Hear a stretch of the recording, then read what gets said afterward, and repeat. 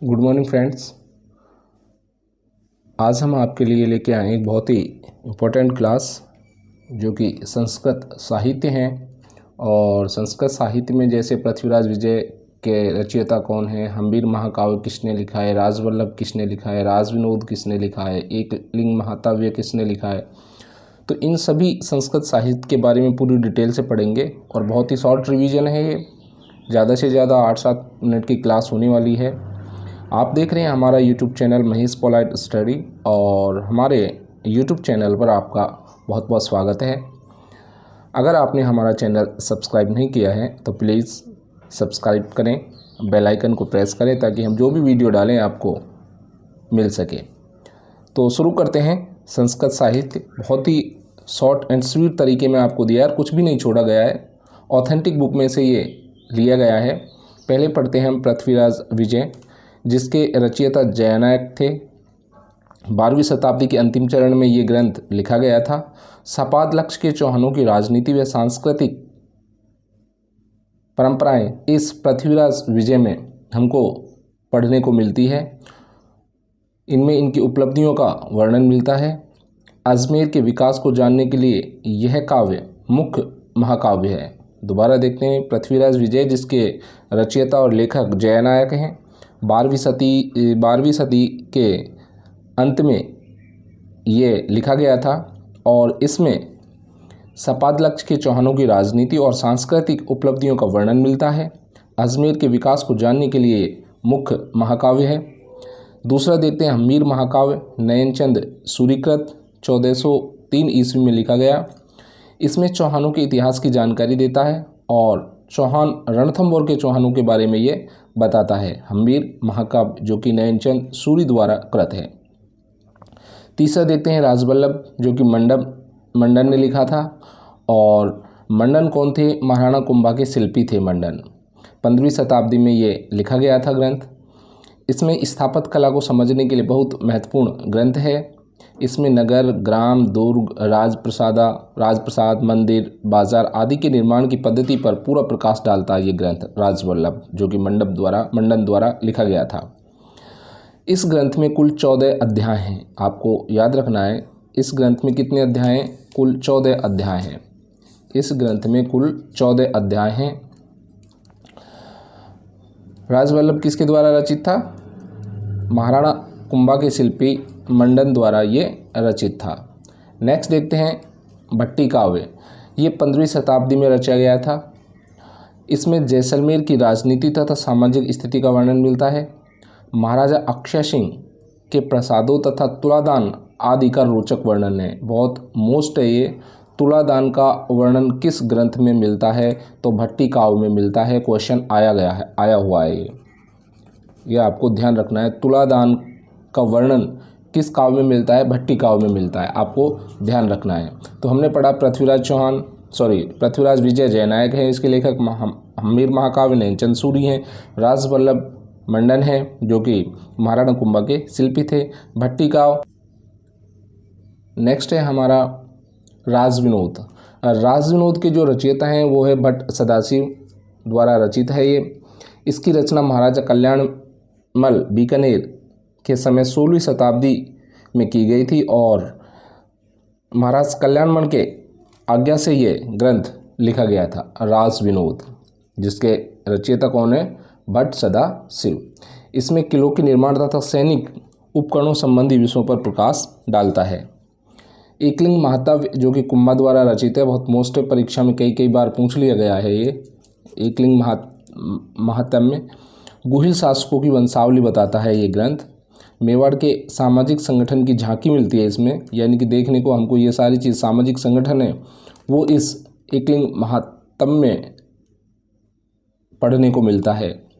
अब है करमचंद वंशोकीर्तनम काव्यम, जिसके रचयिता कौन है? जयसोम, और 16वीं शताब्दी में इसको लिखा गया था। इस ग्रंथ में बीकानेर के शासकों के वैभव और विद्या अनुराग पर लिखित है ये ग्रंथ, ध्यान रखना है आपको। नेक्स्ट देखते हैं हम अमरसाल। पंडित जीवधर ने लिखा गया है, पंडित जीवधर द्वारा लिखा गया है, ये मोस्ट है ये, और ये भी 16वीं शताब्दी में लिखा गया है। इस काव्य में महाराणा प्रताप और अमर सिंह के बारे में जानकारी मिलती है। तो क्वेश्चन आया हुआ है, महाराणा प्रताप और अमर सिंह के बारे में किस ग्रंथ में जानकारी मिलती है? तो अमरसार में। याद कैसे रखेंगे? अमर सिंह, अमरसार। राज रत्नाकर, इसके जो रचयिता हैं वो है सदाशिव द्वारा ये रचित है। महाराणा राज सिंह के समय में ये लिखा गया था। इसमें 22 सर्ग हैं, ये आपको ध्यान रखना है। नेक्स्ट आता है हमारा अजीतोदय, और ये जगजीवन भट्ट द्वारा रचित है। देखिए, अजीतोदय जगजीवन भट्ट द्वारा है और राजविनोद भट्ट सदाशिव है। तो आपको अंतर इनमें रखना है, एक में भट्ट पहले लग रहा है, एक में भट्ट अंत में लग रहा है। अजीत सिंह जोधपुर के दरबारी कवि थे ये, जगजीवन भट्ट। इसमें अजीत सिंह और जसवंत सिंह के समय में युद्धों, संधियों, विजयों के साथ साथ रीति रिवाजों के बारे में हमको जानकारी मिलती है। तो फ्रेंड्स, ये थे हमारे डिटेल में संस्कृत साहित्य। अब हम इनको एक संस्कृत साहित्य बिल्कुल ही शॉर्ट रूप में हमने इनको कर दिया है आपके लिए। देखिए, संस्कृत साहित्य और रचयिता है, इसमें आपको बताया गया है कैसे याद करेंगे इसको। पृथ्वीराज विजय के लेखक हैं जयानक, इसमें जय आ रहा है, इसमें जय आ रहा है, तो पृथ्वीराज विजय जयानक याद रहेगा। इसमें जय आ रहा है, इसमें जय आ रहा है। हम्मीर महाकाव्य नयनचंद सूरी द्वारा। ट्रिक कैसे करेंगे इसकी, कैसे ट्रिक बनाएंगे? हमारे नयन, हमारे से क्या हो जाएगा? हम्मीर, और नयन से क्या हो जाएगा? नयनचंद सूरी। हमारे नयन, तो बिल्कुल याद रहेगा। क्या याद रख लेना है? हमारे नयन, हमारे नयन से हम्मीर, हमारे से, और नयन से नयनचंद सूरी। और राजवल्लभ किसके द्वारा रचित है? मंडन के द्वारा रचित है, जो कि कुंभा के शिल्पी थे। ट्रिक क्या है? राम, कैसे याद रखेंगे? राम, और रामपुर क्या हो जाता है? राजवल्लभ, और मैपुर क्या हो जाता है? मंडन।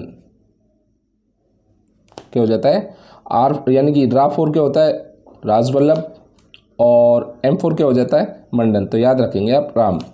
राजविनोद भट्ट सदाशिव द्वारा रचित है। कैसे याद रखेंगे? विनोद भट्ट।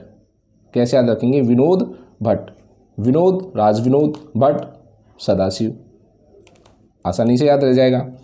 एकलिंग महाकाव्य कुंभा द्वारा रचित है। ट्रिक महान कुंभा, कौन सी ट्रिक होगी हमारी? महान कुंभा।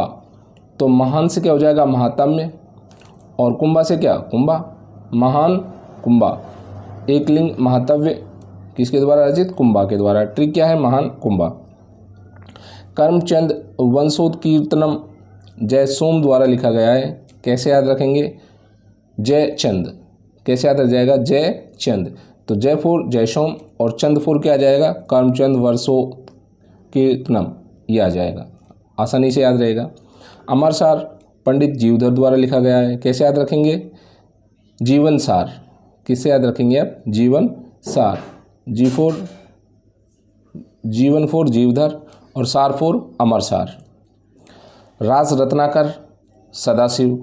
कैसे याद रखेंगे? ट्रिक राजकर सदा, राजकर सदा। तो राजकर सदा का मतलब राज रत्नाकर, और सदा का मतलब सदाशिव। तो क्या हो जाएगा? राज रत्नाकर, राज रत्नाकर सदाशिव द्वारा रचित है। ट्रिक क्या हो जाएगी इसकी? राजकर सदा। राजकर मीन्स राज रत्नाकर, सदा मीन्स सदाशिव। अजीतोदय जगजीवन भट्ट। ट्रिक क्या हो जाएगी? जग जीतो, जग जीतो, जग जगजीवन, जीतो अजीतोदय। तो फ्रेंड्स, ये थी हमारी बहुत ही आपके लिए मोस्ट एंड इम्पॉर्टेंट क्लास, और आशा करते हैं आपको ये बहुत अच्छी क्लास लगी होगी। तो प्लीज़ कमेंट करें।